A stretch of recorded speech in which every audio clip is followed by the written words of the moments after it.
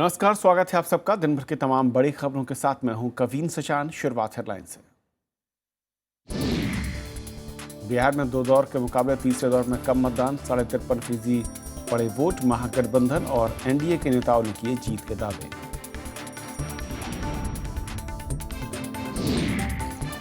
पाकिस्तान के पूर्व राष्ट्रपति परवेज मुशर्रफ ने कबूली आतंकवादियों की मदद की बात। लादेन, जवाहिरी और सईद को बताया हीरो। भारत ने कहा पाकिस्तान का असली चेहरा दुनिया के सामने।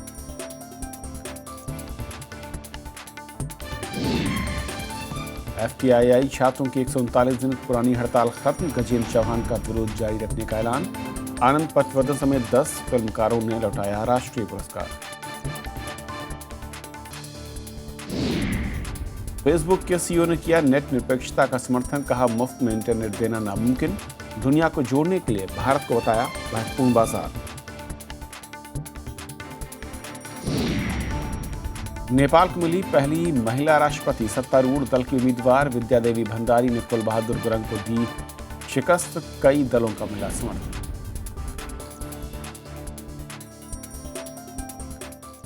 और आइए देखते हैं पहली खबर।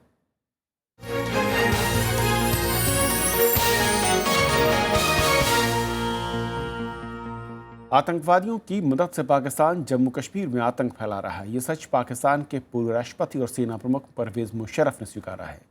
पाकिस्तानी चैनल दुनिया न्यूज़ को इंटरव्यू में मुशर्रफ ने लादेन, जवाहिरी, हक्कानी और हाफिज सईद को पाकिस्तान का हीरो बताया। आखिरकार पाकिस्तान ने वो सच स्वीकार कर लिया जिससे वो इनकार करता रहा है।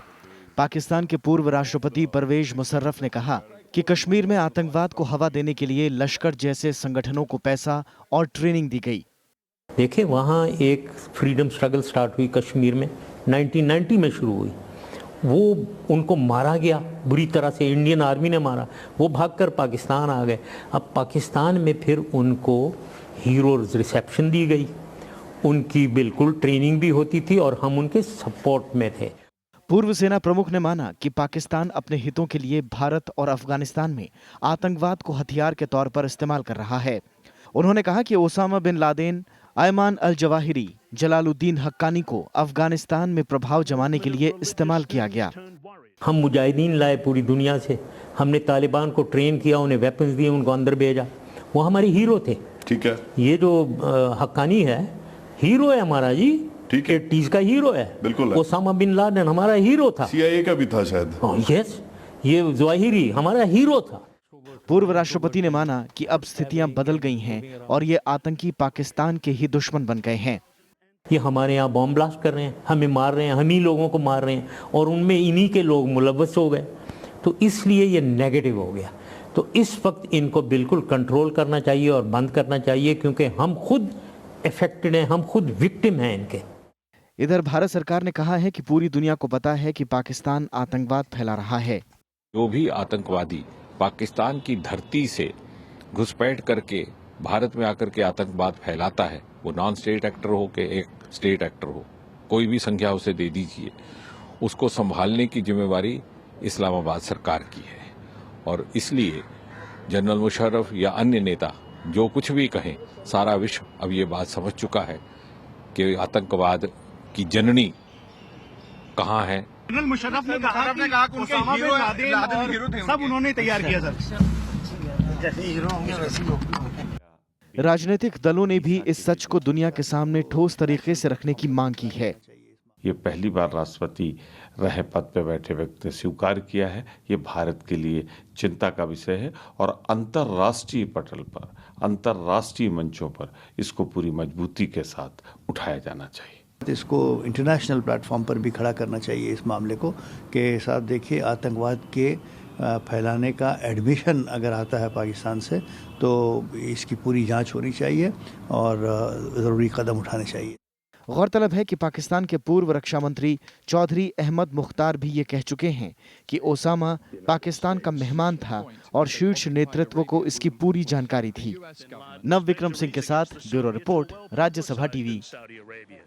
इस पूरे मसले पर बातचीत करने के लिए स्टूडियो में साथ मौजूद हैं खास मेहमान ए के वर्मा साहब, जो कि पूर्व प्रमुख हैं। वर्मा जी, स्वागत है आपका।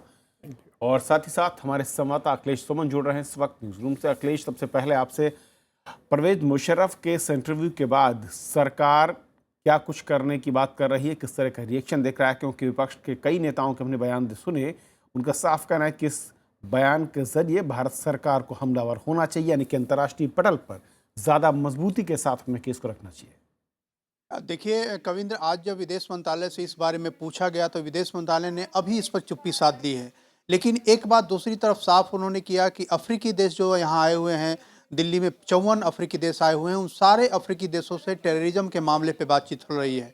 और जैसा कि आपको याद होगा कि भारत ने संयुक्त राष्ट्र में टेररिज्म के खिलाफ एक कॉम्प्रहेंसिव रिजोल्यूशन लाया है, जिस पर वे पूरी दुनिया का समर्थन मांग रहे हैं, जिसमें खास तौर पे स्टेट स्पॉन्सर टेररिज्म की बात है। तो भारत को जो असली काम करना है वो स्टेट स्पॉन्सर टेररिज्म को उस परिभाषा के अंदर दाखिल कराना और स्टेट स्पॉन्सर टेररिज्म पे पूरी दुनिया से समर्थन मांगना। तो यह एक प्रमाण के तौर पे मौजूद है भारत के सामने कि किस तरह पाकिस्तान अपने सरकार का उपयोग कर रहा था टेररिज्म को बढ़ावा देने में। और पाकिस्तान ने, जो मुशर्रफ जी ने बहुत बड़ी बड़ी बातें की हैं, यह कहा है कि हमने मुजाहिदीन पैदा किया, हमने तालिबान पैदा किया, तो उसने वो जो इंटरव्यूअर था उसने यह भी कहा कि CIA का भी हीरो था। तो मुशर्रफ ने एक बात जो छुपा ली, वह बड़ी बातें कर रहे हैं लेकिन अमेरिका का सपोर्ट था। तो यह जो एक बहुत महत्वपूर्ण बात है कि पूरी दुनिया को पता था कि पाकिस्तान के यहाँ आतंकवाद है, पाकिस्तान धार्मिक आतंकवाद, धार्मिक मिलिटेंसी को जन्म दे रहा है। तो यह कोई नई बात नहीं है, लेकिन भारत के सामने स्टेट स्पॉन्सरिंग ऑफ टेररिज्म के लिए एक बहुत बड़ा प्रमाण है, जिसे आगे आने वाले दिनों में UN में इस प्रस्ताव के पक्ष में समर्थन बनाने में उपयोग किया जा सकता है। अगर हो सकता है। अखिलेश, शुक्रिया इस अपडेट के लिए आपका। एक वर्मा साहब, आपकी नज़र में परवेज़ मुशर्रफ का ये बयान भारत सरकार या फिर जिस तरीके से जानकार कह रहे हैं कि इंटरनेशनल पटल पर ले जाकर उसको ज़्यादा मजबूती के साथ, यानी कि जो स्टेट स्पॉन्सर्ड टेररिज्म की बात होती थी, उसके लिए एक मुफीद, एक बढ़िया इस वक्त एक सबूत मिला है। ये जानकारी तो हमेशा हम ही लोगों को नहीं बल्कि दुनिया की समस्त सरकारों को थी कि पाकिस्तान टेररिज्म का स्रोत बन गया है। तो जो मुशर्रफ ने कहा वो आश्चर्यजनक बात नहीं है, लेकिन इसका ठीक तरह से उपयोग करना चाहिए। जब किसी देश का पूर्व प्रधान प्रेसिडेंट ये स्वीकार करता है कि जितने नामी टेररिस्ट जो इस समय ऑपरेट कर रहे हैं वो सब उनके स्पॉन्सर्ड हैं, तो इसका मतलब ये है कि स्टेट खुद ही टेररिज्म के स्पॉन्सर बन गई है और एक टेररिस्ट स्टेट बन गई है। तो इस पे हिंदुस्तान को, हमारी सरकार को इस बयान का पूरा फ़ायदा उठाना चाहिए, और ख़ास करके ऐसे देशों को जैसे अमेरिका, जो पाकिस्तान की असली हालत को जानते हैं लेकिन तब भी पाकिस्तान की कुछ हिमायत करते रहते हैं, उन पे दबाव डालना चाहिए कि हिमायत एक लेवल तक ठीक है, लेकिन जब कोई स्वयं इस तरह की बात करता है तो उसका रिएक्शन होना चाहिए। और जिस तरीके से अफ्रीका देशों की समिट यहाँ पर चल रही है, और अखिलेश ने जैसा कहा भी कि बहुत अहम है उसमें, क्योंकि आतंकवाद के मुद्दे पर भी एक एजेंडा जो है वो तैयार हुआ है। अगर इस कॉन्फ्रेंस में ये रेजोल्यूशन पास किया जा सके कि मुजफ्फर के स्टेटमेंट को नज़र में रखते हुए एक रेजोल्यूशन अडॉप्ट किया जाए कि ऐसी सरकार जो एडमिट करती है कि वो स्पॉन्सर कर रही है, ऐसी सरकार को टेररिस्ट की सरकार मानना चाहिए। बल्कि मैं ये भी समझता हूँ कि जिस तरह पाकिस्तान में टेररिज्म का फैलाव हो रहा है और वहाँ की जो टेररिस्ट संस्थाएं हैं उनका प्रभाव बढ़ता जा रहा है, वो वक्त दूर नहीं है जब वहाँ की सरकार टेररिज्म संचालित सरकार हो जाएगी पूरी तरह से। जी। और जिस तरीके से UN में भारत ने जो एक पहल की थी, क्या आपको लगता है कि इस बयान मुशर्रफ के इंटरव्यू के सहारे उसको और मजबूती के साथ रखा जा सकता है? चांसेस ज़्यादा बनते हैं अब भारत के पक्ष को जो कि उसने रखने की कोशिश की थी? वहाँ यूनाइटेड नेशंस में एक दूसरा प्रॉब्लम है, वो ये है कि टेररिज्म की परिभाषा से लोग एकजुट नहीं है। ख़ास करके जो इस्लामिक कंट्रीज़ हैं, जो ऑर्गेनाइजेशन ऑफ इस्लामिक कंट्रीज़ के मेंबर हैं, वो इस्लामिक टेररिज्म को टेररिज्म नहीं मानते हैं। वो ये समझते हैं कि ये सेल्फ डिटर्मिनेशन को एक्सरसाइज करने का एक तरीका है। तो वो रिस्पॉन्सिबल है कि यूनाइटेड नेशन में वो रेजोल्यूशन पास नहीं हो पा रहा है। और मैं नहीं समझता हूँ उनका रुख बदलेगा। और वो भी जानते हैं कि जो पाकिस्तान में हो रहा है कौन करा रहा है, कैसा करा रहा है, और इसका काफ़ी फ़ायदा भी मिला है, पूरी दुनिया को मिला है। अफ़गानिस्तान में रूस को जो शिकस्त मिली है वो इन्हीं संस्थाओं ने, इन्हीं टेररिस्ट ने, इन्हीं मुजाहिदों ने दी है।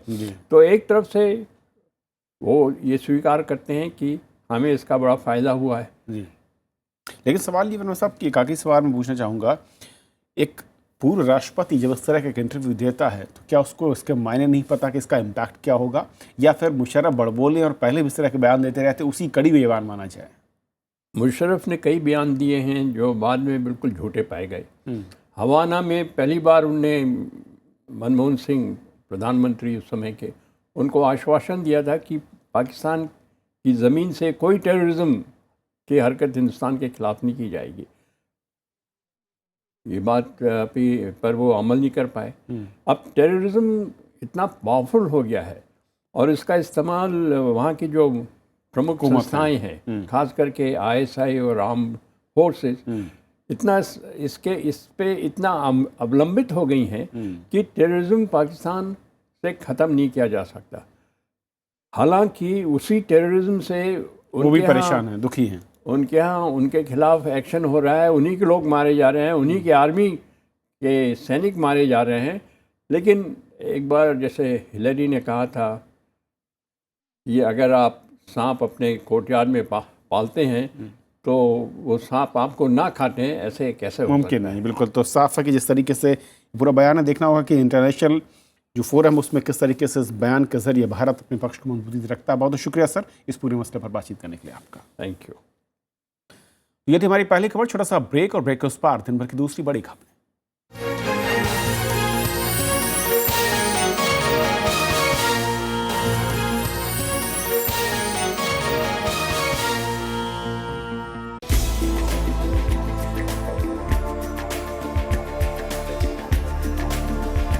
कला की दुनिया हो या साहित्य का संगम, पर्दे के सितारे हों या संगीत की सरगम, हम हैं सबके साथ हरदम। देखिए शख्सियत, गुफ्तगू और विरासत का इंद्रधनुषी संसार। देखिए सिर्फ राज्यसभा टीवी के पर्दे पर बार बार।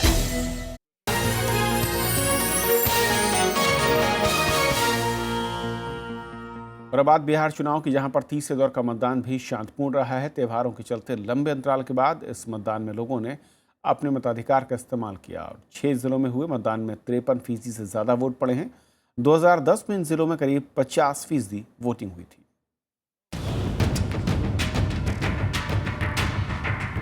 पटना, सारण और नालंदा की ये तस्वीरें पोलिंग बूथों में लगी मतदाताओं की कतारों की हैं। मतदाताओं में कुछ इसी तरह का उत्साह वैशाली, भोजपुर और बक्सर जिलों में भी दिखा। लोग सुबह से ही घरों से निकले और अपनी पसंद के नेता की किस्मत ईवीएम में कैद कर दी।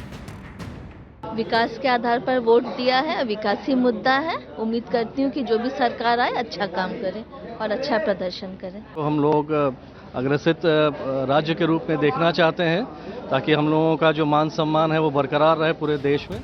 सूबे की 243 सीटों में से 50 सीटों पर हुए इस चुनाव में 6 जिलों में मतदान हुआ। इस दौर में करीब 1 करोड़ 45 लाख मतदाता थे, जिन्हें 808 प्रत्याशियों की किस्मत का फैसला करना था। Average turnout is 53.32%. 53.32. Yeah. And in last assembly election it was 50.08%, and in last Lok Sabha election it was 50.27%. इस चरण में लालू प्रसाद यादव के दोनों बेटों महुआ से तेज प्रताप यादव और राघोपुर से तेजस्वी यादव की किस्मत दांव पर लगी है। इसके अलावा पटना साहिब सीट से बीजेपी नेता नंदकिशोर यादव, जेडीयू के 2 मंत्री, फुलवारी सीट से श्याम रजक और नालंदा सीट से श्रवण कुमार की किस्मत भी इसी चरण में कैद हो गई है। Bureau report, Rajya Sabha TV. प्रधानमंत्री नरेंद्र मोदी ने दिल्ली में आज कई अफ्रीकी देशों के राष्ट्राध्यक्षों के साथ मुलाकात की। इस दौरान व्यापार, निवेश, ऊर्जा समेत आतंकवाद से निपटने में सहयोग बढ़ाने पर बातचीत हुई। भारत अफ्रीका शिखर सम्मेलन के मुख्य आयोजन में कल प्रधानमंत्री नरेंद्र मोदी 54 अफ्रीकी देशों के प्रतिनिधियों को संबोधित करेंगे। शिखर सम्मेलन के बाद एक संयुक्त घोषणा पत्र भी जारी किया जाएगा। भारत अफ्रीका शिखर सम्मेलन के मुख्य आयोजन के पहले बुधवार को प्रधानमंत्री नरेंद्र मोदी ने कई अफ्रीकी देशों के राष्ट्राध्यक्षों से अलग अलग मुलाकात की। इनमें दक्षिण अफ्रीका के राष्ट्रपति जैकब जुमा, जिम्बाब्वे के राष्ट्रपति रॉबर्ट मुगाबे, घाना के राष्ट्रपति जॉन महामा और नाइजीरिया के राष्ट्रपति मोहम्मद बुहारी समेत 19 अफ्रीकी देशों के राष्ट्राध्यक्ष शामिल थे। प्रधानमंत्री ने अफ्रीकी देशों को हर मसले पर सहयोग का वादा किया। On terrorism, CCIT Prime Minister, as I mentioned to you in his discussions with African leaders, alluded to the fact that the fight against international terrorism can only succeed if there is global concerted action and we basically take away any legal lacuna. So the Comprehensive Convention on International Terrorism is really to prevent any loophole from remaining. विदेश मंत्री सुषमा स्वराज ने Sudan, Congo, Sierra Leone, Niger समेत 12 अफ्रीकी देशों के विदेश मंत्रियों से मुलाकात की। उन्होंने संयुक्त राष्ट्र सुरक्षा परिषद और आतंकवाद के मुद्दे पर सहमति बनाने का प्रयास किया। The most important UN organs, including the UN Security Council, are not satisfactory to many countries, with Indians figuring in the world as an important economic and highly populated country. Bharat और अफ्रीका के बीच व्यापारिक सहयोग बढ़ाने के लिए सुषमा स्वराज ने India Africa business forum को भी संबोधित किया। भारत और अफ्रीका ने आर्थिक विकास में साझेदारी बढ़ाने की पेशकश की। Since it signifies more than a tenfold growth in a decade, however, it is still well below its potential, considering the size of India and Africa. Bharat Africa शिखर सम्मेलन में 54 देशों के प्रतिनिधि और राष्ट्राध्यक्ष शामिल हैं। उनकी भागीदारी से आपसी रिश्तों में नई शुरुआत होगी। अखिलेश सुमन, राज्यसभा टीवी। विश्व बैंक का मानना है कि भारत में कारोबार करना पहले से आसान हुआ है। व्यापार सहूलियत के मामले में भारत ने लंबी छलांग लगाई है। विश्व बैंक की ताज़ा रिपोर्ट में भारत बीते साल के मुकाबले 12 स्थान ऊपर पहुंचा है। भारत में 2004 में नया कारोबार शुरू करने में 127 दिन लगते थे। अब ये संख्या घटकर 29 दिन पर सीमित हो गई है। वित्त मंत्री अरुण जेटली मानते हैं कि आने वाले वक्त में हालात और बेहतर होंगे। भारत के कारोबारी माहौल में सुधार हो रहा है। विश्व बैंक की ताज़ा रिपोर्ट से कुछ ऐसे ही संकेत मिल रहे हैं। विश्व बैंक की आसानी से कारोबारी माहौल वाले देश की सूची में भारत की रैंकिंग में सुधार हुआ है। 189 देशों की सूची में भारत की रैंकिंग 12 पायदान सुधरकर 130 हो गई है। बीते साल भारत 142वें पायदान पर था। Grateful for that the World Bank has taken this into consideration.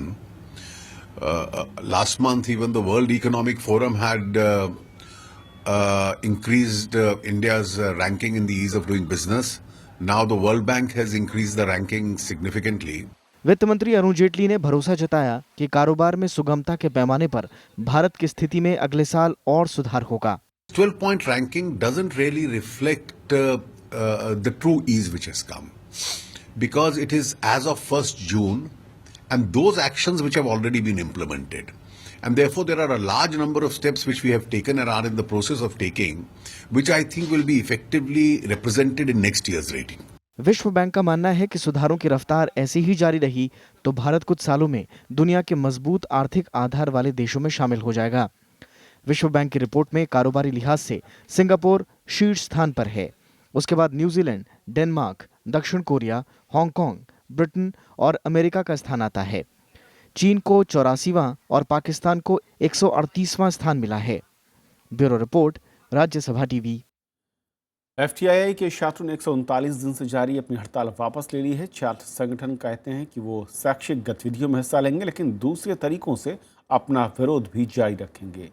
12 जून को हड़ताल शुरू होने के बाद से छात्रों और सूचना प्रसारण मंत्रालय के बीच कई दौर की बातचीत हुई, लेकिन गतिरोध खत्म करने को लेकर सहमति नहीं बन सकी।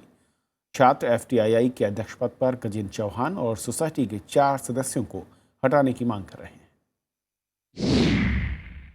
That our academics will go forward from now on. It will speak of what we have learnt in these 139 days in multiple means, in multiple ways, in the protests that we will continue to do despite going back to our academics. ये FTII के जो विद्यार्थी हैं उनका जो निर्णय है वापस क्लासेस में जाने का, उसका स्वागत करते हैं। अभी तक 5 राउंड वार्ता स्टूडेंट्स के साथ हुई थी। FTII को एक इंस्टीट्यूट ऑफ नेशनल इम्पोर्टेंस बनाने के लिए सरकार कमिटेड है और उसके लिए स्टूडेंट्स और फैकल्टी के साथ हम लगातार बातचीत करते रहेंगे। और 10 कलाकारों ने FTII छात्रों के आंदोलन के समर्थन में राष्ट्रीय पुरस्कार लौटाने का ऐलान किया है, जिसमें फिल्म निर्देशक दिबांकर बनर्जी और आनंद पटवर्धन के अलावा हरि नारायण, हर्षवर्धन कुलकर्णी, निष्ठा जैन, लिपिका सिंह समेत कई हस्तियां शामिल हैं। To give this protest a fair hearing and a fair solution. Through my humble return of this August award and knowing fully well that I and we will be ridiculed and probably insulted and probably criticized for our actions, in all humility, I aim to speak for all Indians who want our classrooms to become a true source of learning and not of mediocrity. Supreme court ने आज व्यावसायिक surrogacy से जुड़ी याचिका पर सुनवाई की। Court ने सुनवाई से पहले सरकार की दलील लीक होने पर कड़ी नाराजगी जताई। सरकार NRI, PIO और विदेशियों के भारत में सरोगेसी के जरिए माता पिता बनने पर रोक लगाना चाहती है। स्वास्थ्य मंत्रालय ने इस संबंध में राष्ट्रीय महिला आयोग की सिफारिश पर सहमति जताई है। कोर्ट इस मामले पर 24 नवंबर को सुनवाई करेगा। सुप्रीम कोर्ट ने उच्च शिक्षण संस्थानों में आरक्षण खत्म करने की बात कही है। मंगलवार को सुप्रीम कोर्ट ने कहा कि देश को आज़ाद हुए 68 साल हो गए हैं, लेकिन वंचितों के लिए जो सुविधा उपलब्ध कराई गई थी उसमें कोई बदलाव नहीं हुआ। अदालत ने केंद्र से कहा कि वो उचित कदम उठाए क्योंकि देश हित में ऐसा करना ज़रूरी हो गया है। जस्टिस दीपक मिश्रा और PC पंत की पीठ ने कहा कि विशेषाधिकारों से हालात नहीं बदले हैं। सुप्रीम कोर्ट ने कहा कि वास्तव में कोई आरक्षण नहीं होना चाहिए, ये देश के हित में है और कि उच्च शिक्षा में सुधार के लिए तुरंत कदम उठाए जाएं। कोर्ट ने कल आंध्र प्रदेश, तेलंगाना और तमिलनाडु में सुपर स्पेशलिटी कोर्सेज में दाखिले में दी जाने वाली छूट को चुनौती देने वाली याचिकाओं पर सुनवाई करते हुए ये टिप्पणी की है। आंध्र प्रदेश सरकार ने राज्य के 7 जिलों की 196 तहसीलों को सूखा पीड़ित घोषित कर दिया है। राज्य सरकार ने सूखे के अनुमान के लिए बनी कमेटी की सिफारिश की समीक्षा के बाद ये फैसला किया। इनमें ज़्यादातर रायलसीमा और तटीय इलाके हैं, जिसमें श्रीकाकुलम, प्रकाशम, नेल्लोर, चित्तूर, कुर्नूल और अनंतपुर ज़िले शामिल हैं। राज्य सरकार ने जिला कलेक्टर को किसानों को राहत और मुआवजा देने के लिए ज़रूरी कदम उठाने के निर्देश दे दिए हैं। फेसबुक के CEO मार्क जुकरबर्ग ने साफ किया कि उनकी कंपनी नेट निरपेक्षता का समर्थन करते हुए ज़्यादा से ज़्यादा लोगों तक इंटरनेट पहुंचाने में जुटी है। जुकरबर्ग IIT दिल्ली में छात्रों के सवालों का जवाब दे रहे थे। उन्होंने भारत में दिलचस्पी के सवाल पर कहा कि सोशल मीडिया के लिहाज से भारत महत्वपूर्ण बाजार है और दुनिया को जोड़ने का मिशन भारत के बिना पूरा नहीं हो सकता। फेसबुक के CEO मार्क जुकरबर्ग ने साफ किया कि उनकी कंपनी नेट निरपेक्षता को लेकर ओपन फ्रेमवर्क बनाने पर काम कर रही है। उन्होंने नेट निरपेक्षता के लिए लॉबिंग जारी रखने की भी बात कही। जुकरबर्ग ने IIT दिल्ली में छात्रों से संवाद करते हुए कहा कि सभी लोगों को पूरी तरह से मुफ्त में इंटरनेट देना मुमकिन नहीं है। Internet.org and Facebook 100% support net neutrality. We lobby for it across the world. We build an open platform with no filtering. You guys should count on us to be supportive of that. But at the same time, I think we should all make sure that we also continue to push for access because that is extremely important. Social media के नजरिए से भारत दुनिया का महत्वपूर्ण बाजार है। छात्रों से रूबरू होते हुए जुकरबर्ग ने इस बात को स्वीकार किया। भारत में 13 करोड़ लोग फेसबुक इस्तेमाल करते हैं। जुकरबर्ग का कहना है कि भारत में हर शख्स को इंटरनेट से जोड़े बिना दुनिया के सभी लोगों को जोड़ने का मिशन अधूरा है। India is the world's largest democracy. It's one of the biggest countries where if you really have a mission of connecting every person in the world, you can't do that without helping to connect everyone in India. Facebook net निरपेक्षता के समर्थन के लिए internet.org के नाम से मुहिम चला रहा था, जो अब फ्री बेसिक्स के नाम से जारी है। जुकरबर्ग ने इंटरनेट को रोजगार और गरीबी दूर करने का बड़ा जरिया बताया। उन्होंने अफ्रीका की तर्ज पर भारत में भी स्कूलों में इंटरनेट प्रसार के लिए काम करने का ऐलान किया। Bureau report, Rajya Sabha TV. Vidya Devi Bhandari Nepal की नई राष्ट्रपति चुनी गई हैं। इस पद पर आसीन होने वाली वो पहली महिला हैं। CPN UML की नेता भंडारी ने आज हुए चुनाव में नेपाली कांग्रेस के कुलबहादुर गुरुङ को मात दी। 54 साल की भंडारी को 327 वोट मिले, जबकि गुरुङ को 214। भंडारी नेपाल की रक्षा मंत्री भी रह चुकी हैं। वो रामवरण यादव का जगह लेंगी, जो 2008 में देश के पहले राष्ट्रपति थे। CPN UML की दूसरी बड़ी जीत है। कुछ दिन पहले ही पार्टी नेता KP शर्मा ओली प्रधानमंत्री चुने गए थे। नेपाल के नए उपराष्ट्रपति का चुनाव शनिवार को होना है।